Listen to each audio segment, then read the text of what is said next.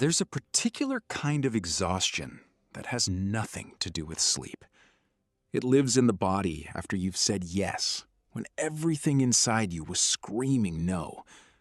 It settles quietly in the chest, heavy, unannounced, right after you've done something kind for someone who never asked how you were doing. And then comes the guilt. Not for saying yes, for the one moment you almost didn't. You felt it, haven't you? That strange, disorienting shame that arrives the second you try to protect yourself. As if wanting space, needing rest, or simply saying, "I can't," makes you someone dangerous, someone selfish, someone wrong. This is not a video about how to set better boundaries. This is a video about why trying to set them at all feels like a betrayal, and why the people who feel guiltiest are almost always the ones who deserved protection the most. You know the exact moment it happens. You finally say no. Maybe to a favor that would have cost you 3 hours of sleep. Maybe to a conversation that always leaves you hollowed out. Maybe to a plan you never actually wanted to be part of, one you'd been dreading for weeks with a quiet, polished smile stretched across your face. And for one breath, just one, there's relief. And then the guilt walks in. It doesn't knock. It never does. It simply appears, already seated, already comfortable, reminding you of their face when you said it, replaying the pause before they responded, turning the word no over and over in your mind until it starts to sound like a crime. You begin the calculations. Should I have said it differently? Was I too harsh? Am I being selfish? Maybe I should just take it back. The relief vanishes, and something heavier replaces it. This pattern, this clockwork guilt, is so familiar to some people that they've stopped noticing it as unusual. They've accepted it as proof of their character. I feel guilty because I care, they tell themselves. Good people feel this way. But here's the thing no one says out loud. Guilt is not always the voice of conscience. Sometimes, particularly for people who learned early that their comfort didn't matter, guilt is simply the echo of old training. An alarm system that was installed by someone else, wired to go off not when you do something wrong, but when you do something for yourself. And it has been going off your entire life. To understand why the guilt feels so immediate, so visceral, you have to go back. Not far necessarily, just to the first place where you learned what love looked like in practice. For many people who carry this particular kind of guilt, love was not unconditional. It was responsive. It arrived when you were agreeable. It softened when you didn't ask for too much. It stayed when you made yourself manageable. Perhaps you grew up in a home where someone else's emotions were always the emergency, where you learned to read the room before you read your own heart, where being a good child meant being an invisible one, present enough to help, quiet enough not to burden. Or perhaps it was subtler than that. A parent who didn't rage but withdrew. A silence that could last for days. A disapproval so quiet it never needed words. You simply felt when you had taken up too much space, and you learned, quickly, efficiently, the way children always learn survival, to take up less. The mind of a child doesn't conclude, this is an unhealthy dynamic.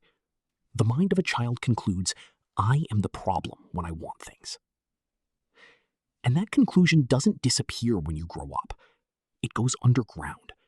It becomes the water table beneath all your adult relationships, invisible, foundational, shaping the direction of everything that grows above it.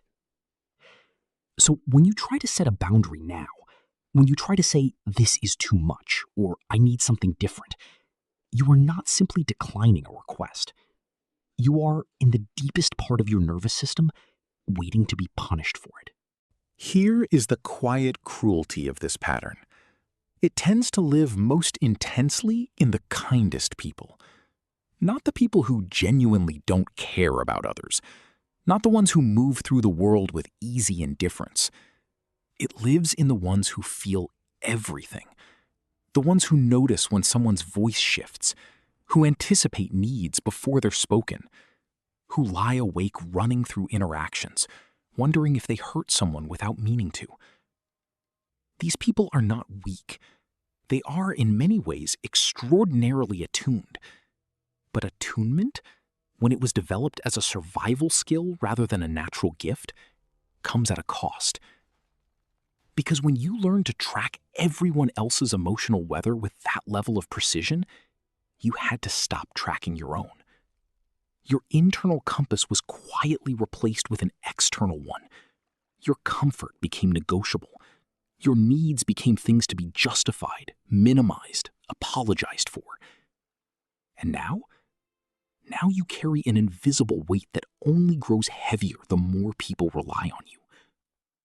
You may have felt this in moments when someone leaned on you, genuinely, without malice, and some part of you thought, I love this person, but I am so tired. And then the guilt arrived before the thought even finished itself, ashamed of you for having it. That exhaustion is not selfishness. It is the sound of an empty well still being asked to pour. The tragedy is not that you are tired. The tragedy is that you have been taught to be ashamed of it. There comes a point, and for most people it doesn't arrive gently, when the system can no longer hold. It doesn't always look like a dramatic breakdown. Sometimes it is quieter than that. A dinner you cancel and feel nothing about. A call you let go to voicemail and realize with mild surprise that you don't want to call back. A relationship you look at one afternoon and understand with sudden, terrible clarity that you have been disappearing into it for years. Something shifts. The guilt is still there. It is always still there. But underneath it, something older and more honest is beginning to rise. Anger, sometimes. Grief, often.